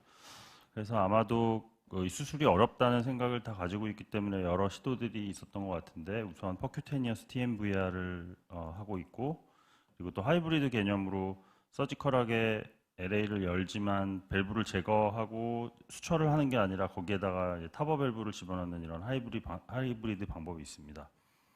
자, 저널 오브 아메리칸 하트 어소시에이션의 이 결과에 대해서 나왔는데요. 먼저 서지컬 MVR의 결과를 보면 다음과 같습니다. 뭐 예상했듯이 얼리 모탈리티가 10.8%로 굉장히 높습니다. 하지만 흥미로운 거는 이렇게 수술이 잘 되고 나면 10년 레이트 모탈리티는 2.3%로, 그러니까 처음에 수술이 어렵지 완전하게 치료를 하고 나면 그 다음에는 특별한 이슈가 없다는 그런 특징이 있었습니다. 트랜스카테터 MVR은 결과가 그럼 과연 좋을지 봤는데 놀랍게도 얼리 모탈리티나 1년 레이 모탈리티가 20%를 넘을 정도로 굉장히 결과가 썩 좋지는 않습니다. 하이브리드는 어떨지 보았는데 하이브리드는 역시 30일 모탈리티 22%, 1년 모탈리티 한 30%에 육박하는 특별히 서저리에 비해서 더 좋다고 말할 수 없는 그런 결과를 보였습니다. 그래서 결과적으로 아직까지는 서저리가 골드 스탠다드 세라피인 것 같고요. 서지컬 MVR 할 때는 이렇게 적극적으로 칼슘을 다 제거하고 완전히 제거한 다음에 리플레이스를 하는 거를 리섹트 어프로치라고 하고, 반면에 이제 리스펙트 어프로치는 가능하면 칼슘을 어그레시브하게 제거하지 않고 남겨둔 상태에서 수술을 하는 방법입니다. 가장 흔히 하는 거는 이 애뉴러스에다가 밸브 수처를 하지 않고 LA에다가 꼬매는 건데요. 저는 개인적으로 이걸 별로 좋아하진 않습니다. 이게 튼튼하지 않은 이런 LA에다 꼬매면 파라밸뷸러 리키지의 리스크가 올라가기도 하고, 소위 탑이 하이 임플란테이션처럼 이렇게 너무 위에다 하니까 이 밸브가 요 칼슘 덩어리랑 붙어서 그냥 얼리 밸브 스트럭처럴 그 디티어레이션이 올 수도 있고 해서 저는 뭐 개인적으로 별로 좋은 방법은 아니라고 생각합니다. 오늘 아주 한정됐지만 이렇게 포스테리어 리플렛에다가 떠서 밸브 리플레이스를 하는 경우도 있습니다. 제가 하고 있는 개인적인 방법은 보통 칼슘 있는 환자들을 이 CT를 잘 보면 딱 교묘하게 모든 환자에서 요 그루브에 있는 베슬과 칼슘 바 사이에 싱싱한 LV가 조금이라도 남아 있습니다. 그래서 저는 이제 그 부분을 공략을 해서 긴 니들을 이용해서 거기에 밸브를 고정하는 방법을 주로 선호를 하고 있습니다. 환자 케이스를 보여드리겠습니다. 59세 환자고 스리베슬 캐비지와 함께 그러니까 ESRD 환자라서 칼시피케이션이 굉장히 심한 환자였는데 MVR과 캐비지가 필요한 환자였습니다.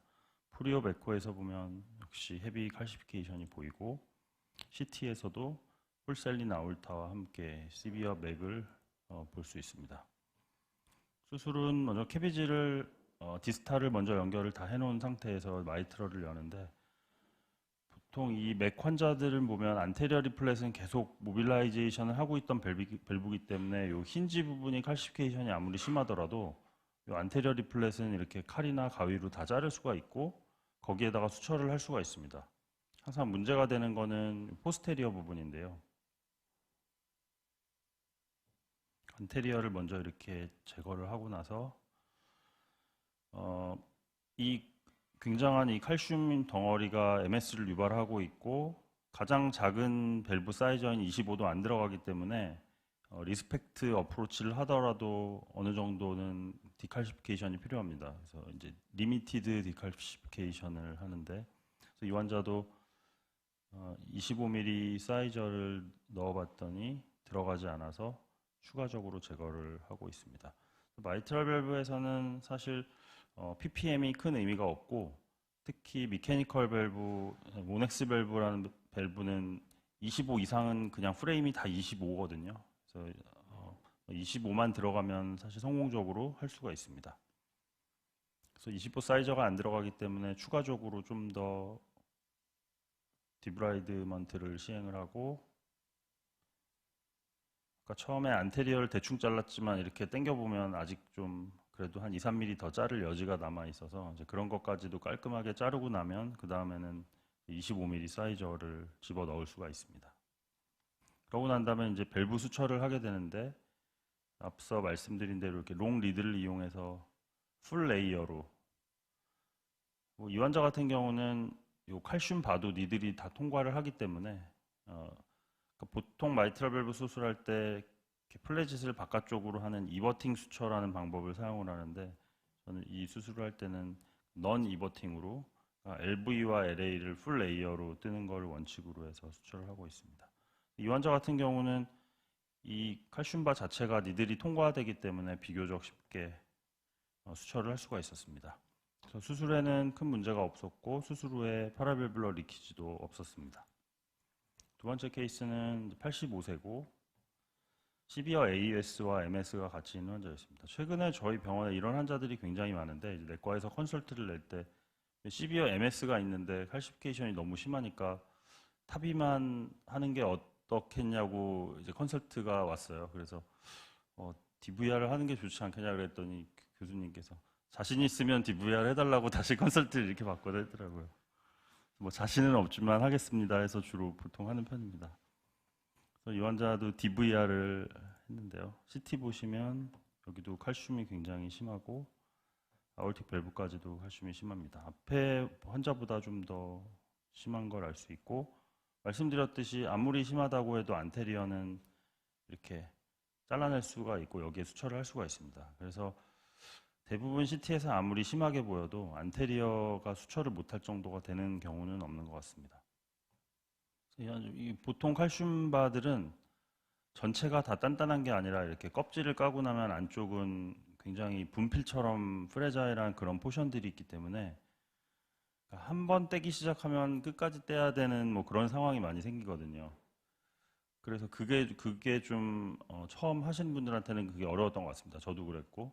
근데 또 그 안쪽에도 더 심한 칼슘이 있고 프레자일한 부분이 있어서 적절하게 프레자일한 것들은 다 제거를 하고 그 카디오 엠볼릭 소스가 될 수 있기 때문에 그 부분을 저는 주로 이 프레시 페리카디움 가지고 커버리지를 시행을 합니다. 그래서 역시나 그 긴 니들과 플래지 큰 거를 사용해서 풀 레이어로 튼튼하게 수처를 하는데 이 부분은 그래도 어느 정도 수처가 됐지만 이 환자는 이 옆부분은 이렇게 니들 나오는데 봤더니 이렇게 부스러지고 그래서 이러면은 럽처의 리스크도 올라가고 그리고 이 부스러기 떨어져 나갈 수도 있고 그래서 이런 경우에는 이 오토페리카디얼 패치를 이용해서 덮어줍니다. 이 덮는 것 자체로 카디오 엠볼리즘을 막을 수도 있고 그리고 럽처 리스크도 막고 그리고 또 이런 식으로 커버리지를 해서 수처를 하게 되면 아무래도 딱딱하고 찌글찌글한 것보다는 이 패치가 쿠션 역할을 해서 파라밸뷸러 리키지를 없애줄 수 있는 그런 장점이 있는 것 같습니다. 이렇게 패치로 커버리지를 하면서 밸브 수처를 하고 보면 여기 또 엄청난 칼슘이 남아 있어서 니들링이 안 되는 걸 볼 수가 있습니다. 여기 소위 갈매기라고 하는데 니들이 이렇게 꺾이는.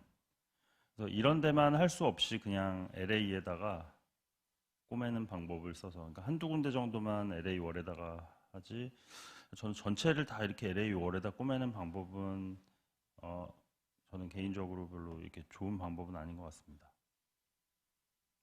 이런 식으로 수처를 한 후에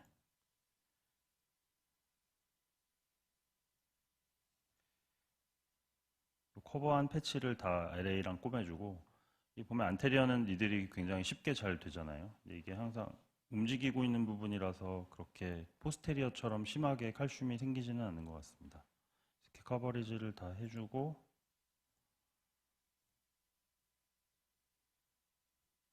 밸브를 집어넣습니다.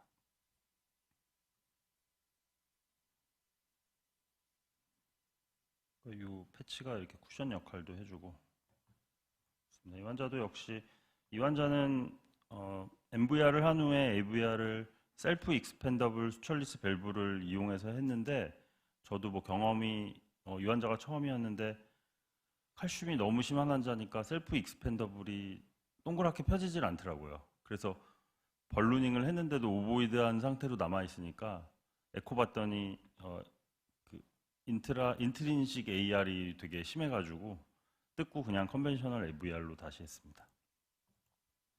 마지막 케이스는 80세 환자고 DVR이고 CT는 다 비슷합니다. 이거 보면은 다 이걸 수술을 어떻게 하지 이렇게 하는데 막상 해보면은 그렇게 어려운 건 아닌 것 같습니다. 앞에 환자보다 훨씬 이게 더 깔끔하잖아요. 그래서 안테리어는 정말 쉽게 제거가 소위 쌉 가능하고요. 이게 포스테리어는 뭐 이런 경험들이 조금 쌓이다 보니까 이렇게 프레자일한 부분을 벗겨내더라도 이제 이거는 미리 좀 페리카디움으로 커버를 해야겠다 이렇게 계획을 세우고 합니다. 그래서 수술할 때 그 환자의 페리카디움을 일부를 떼가지고 그걸 가지고 이렇게 커버리지를 하면서 수처를 하고 뭐 다 비슷한 방법입니다. 그 상태에서 AVR을 하게 되면 파라밸뷸러 리키지 없이 비교적 깔끔하고 간단하게 수술을 할 수가 있습니다. 이 환자도 큰 문제 없고 파라밸뷸러 리키지가 없었습니다. 요약하자면 시비어 맥 치료는 뭐 수술이 어려워서 여러 가지 대안들이 나왔지만 아직은 그래도 결국 수술이 골드 스탠다드인 것 같고요. 이 수술을 하는 요령은 칼슘을 완전히 다 제거하지 않고 밸브가 들어갈 정도만 제거를 하고, 그리고 가능하면 튼튼하게 하기 위해서 풀 레이어로 수처를 하고, 그리고 베어 포션은 커버리지를 해서 PVL이나 카디오 엠볼리즘의 리스크를 낮추는 게 좋을 것 같습니다. 그래서 이 소위 리스펙트 레더 된 리섹트 테크닉은 시비어 맥 환자에서 유용한 방법인 것 같습니다. 경청해 주셔서 감사합니다. 네, 좋은 강의 감사드립니다. 그러니까 맥이 있으신 분들은 대부분 하이리스크 환자일 것 같아요. 굉장히 고령이거나 혹은 뭐 투석하시는 분이거나 네. 그 아까 보여준 그런 케이스인데, 제가 이제 맥하고 좀 상관없이 네. 이렇게 아까 보니까 85세 그 할머니 DVR을 하셨는데, 네. 그런 경우에 아우틱 밸브만 타비를 하고 마이트럴 밸브 수술하고 이렇게 하는 거랑 그걸 동시에 두 개를 하는 거랑 그 오퍼러빌 리스크라고 해야 되나요? 그런 거는 어떻게 보세요? 이 환자가 저한테 컨설트가 온 이유는 원래 다 대부분 타비에서 먼저 진단을 해서 타비를 하려고 하니까, 근데 이 환자는 그 내과 선생님 말씀은 아울틱에 있는 칼슘이 LVOT 쪽으로 익스텐딩을 하면서 안테리어 리플렉까지도 있어서 그걸 이제 타비를 하기에는 좀 너무 위험하다고 하시더라고요. 그래서 수술을 할 수 있겠냐, 그래서 할 수 있겠습니다. 그래서 아니, 그건 이제 네. 특수한 경우. 보통은 뭐 마이트랄에는 뭐 칼슘이 그렇게 큰 문제는 안 네. 되는데 네. 그렇게 타비가 가능하다고 그러면은 85세면 타비가 좋죠. 타비하고 마이트랄만 해주는 게 오프이 디스크는 좀 줄여주는 건 맞는 거죠. 마이트럴을 퍼큐테니어스로요? 아니요, 마이트랄은 수술로.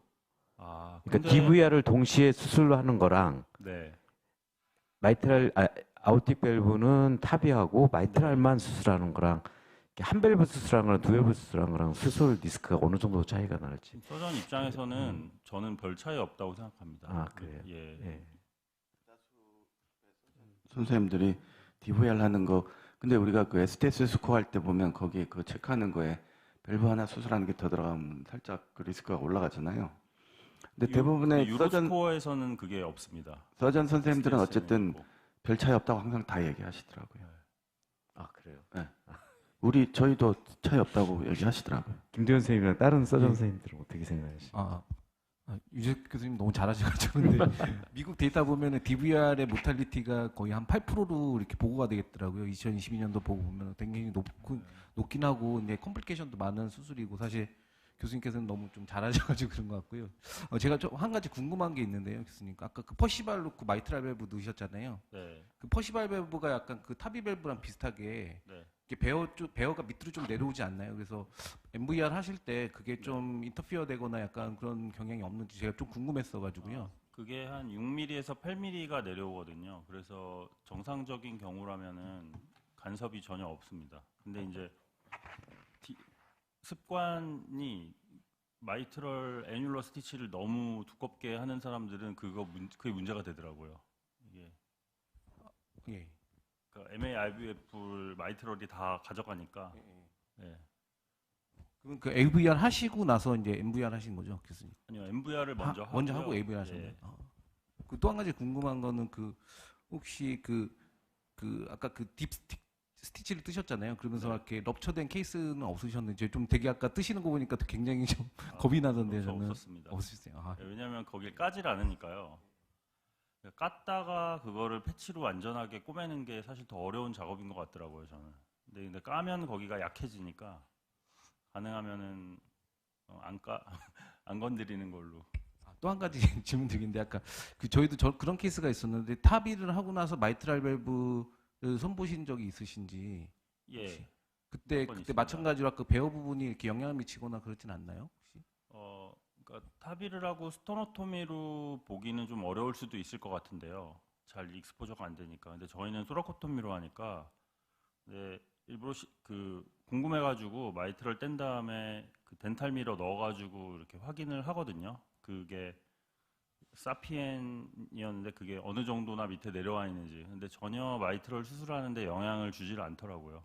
그냥 애뉴러스보다 조금만 아래로 내려와 있어가지고. 그래서 재수술할 때 그게 있어도 마이트럴만 하는 데는 큰 문제가 없는 것 같습니다. 아까 잠깐 슬라이드 보니까는 네. 그 트리트먼트에 이제 트랜스카세터, 그다음에 서지컬, 하이브리드라고 돼 있던데 네. 하이브리드는 어떻게 하는 건가요? 그러니까 하이브리드가 수술은 하는데 그러니까 그 디칼시피케이션을 하질 않고 그냥 들어갈 정도로 한다는데 거기다가 그건 제가 더 잘하는데요. 사피엔 밸브 뭐 감아가지고 이렇게 넣던데. 아니, 그 서전 선생님이 엔테리어 마이트랄 리플렛을 잘라내주고 네. 거기다 이미 실을 걸어놔줘요. 네. 그 걸어놓고서 그 타비 밸브랑 연결을 시켜놔요. 그 실을. 그리고 나서 포스테리어 마이트랄 리플렛은 아예 꼬매지를 않고 그냥 벨룬으로 붙여버리는 거거든요. 그러니까 D는 붙고 앞은 수처로 해서 이제 해서 이게 이제 그 TMVR을 하면 가장 큰 문제가 마이그레이션이 엄청 많이 일어나서 그걸로 죽거든요. 그러니까 그거를 방지한 건데 의외로 그것도 수술 그러니까 30데이 못할 때 너무 높더라고. 그러니까 저는 제 개인적으로는 아울틱 밸브는 PVL이 생겨도 문제가 없지만 마이트럴은 그 프로세시스 넣고 PVL 생기면 헤몰라이시스가 되니까 아마 그것 때문에 모탈리티가 더 높은 게 아닌가 싶은데요. 유재석 선생님이 소개해 주신 이런 맥 수술 방법이 그냥 많은 서전 선생님들이 이렇게 통상적으로 하는 그런 수술 방법인가요? 아니면은 이건 조금 그냥 제가 해본 거라서 아직은 모르고 제가 유튜브에 올려놔가지고 교과서에 실려져 있는 방법인 거지. 교과서에는 없습니다. 교과서에 없어. 네. 그러니까 지금 리스펙트 된 리섹트라는 표현을 쓰셨잖아요. 예. 그 선생님이 만드신 용어죠? 그렇게 했는데 많이 쓰더라고요 이 말을. 그러니까 아까 네. 보여드린 대로 LA에 꼬매든지 뭐 그런 거를 이렇게 얘기는 하더라고요. 리스펙트 하는 것 같지는 않아서.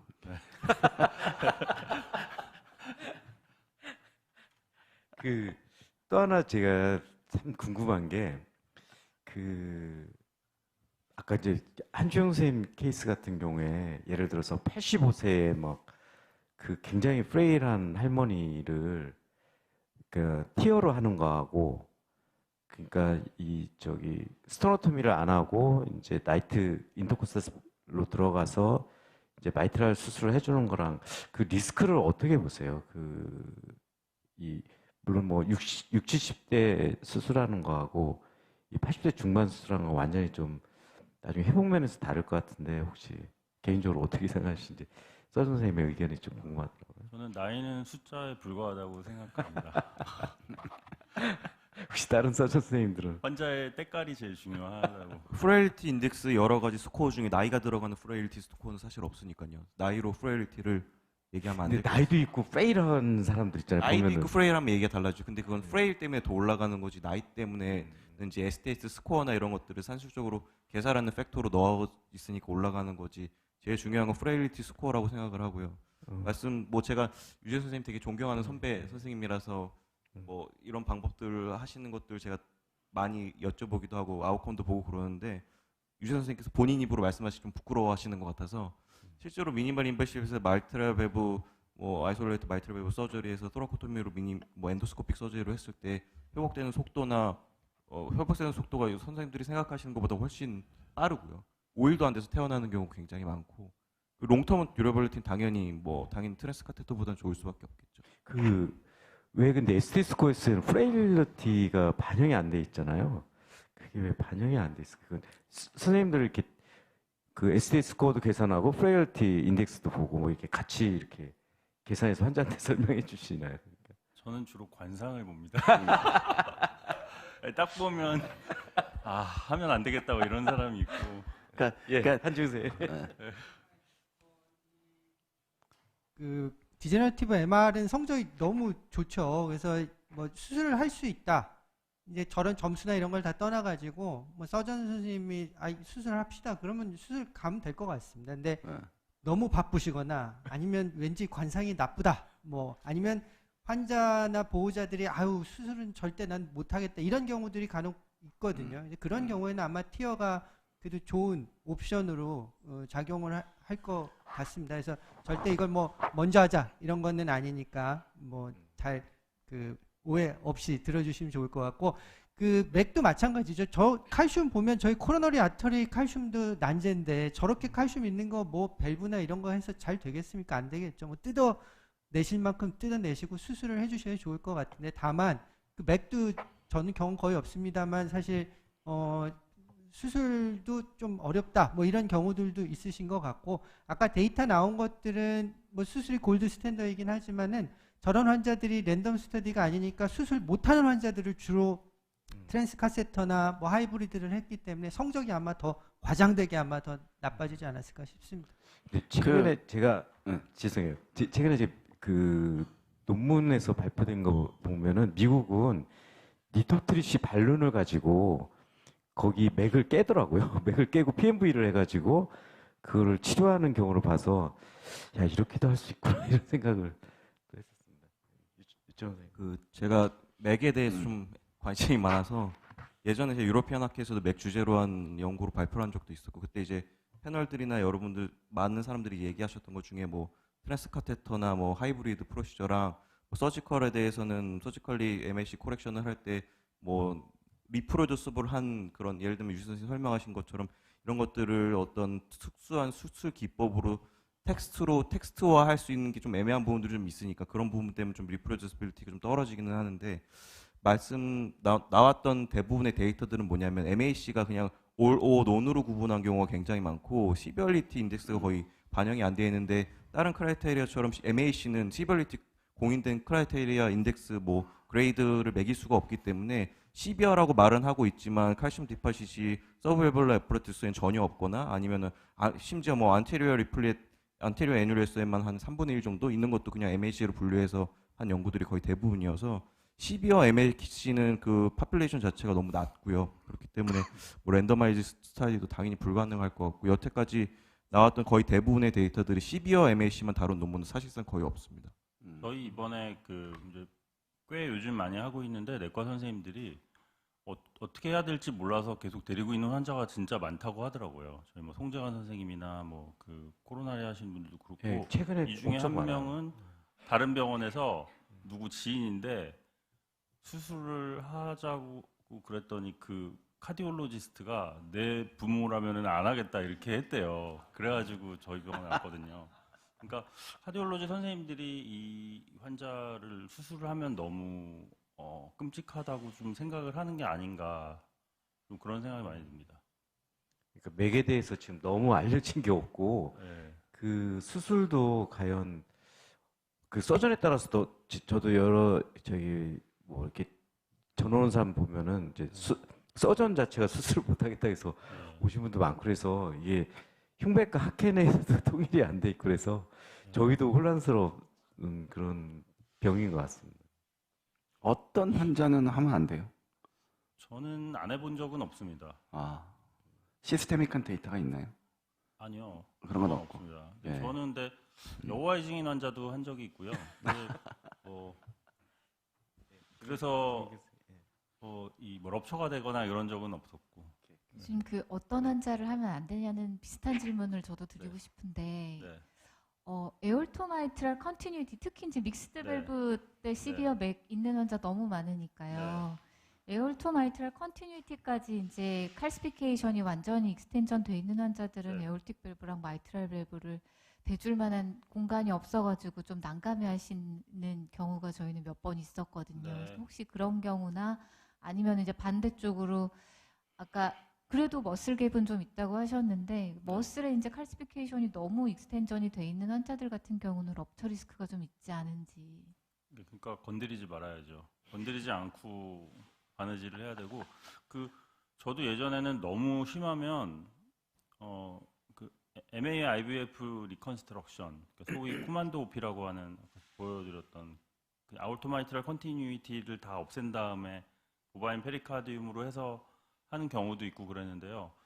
지금 보니까 굳이 그 아우토마이트럴 컨티뉴이티에 있는 칼슘은 이렇게 뜯어낼 수가 있더라고요. 그러니까 아우토마이트럴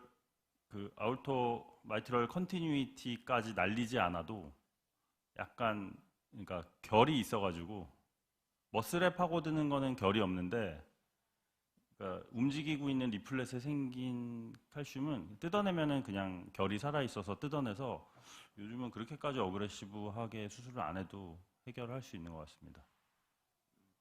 그러니까 CT 보고 판단하기 힘든 것 같아요. 그게 왜 생길까요? 그게 아우틱 밸브처럼 디제너레이션 그러니까 인플라메이션 때문에 생기는 거죠. 뭐 라디에이션 인듀스드 된 환자도 있었고 뭐 HD 하는 환자도 있고 그러니까 AS랑 거의 비슷한 상황에서 생기는 그런 느낌도 들고 하여튼 그 뭐 시간이 너무 많이 돼서 마무리되어야 될 것 같은데 오늘 그 여러 좋은 강의 많이 해주셨고 유재석 선생님 역시 오늘 이번에도 좋은 강의로 실망시켜 주시지 않으신 것 같습니다. 예, 액티브한 디스커션에 참여해 주신 여러 그 흰백과 선생님하고 이제 김은경 선생님 감사드립니다. 이것으로 이번 세션 마치도록 하겠습니다. 감사합니다.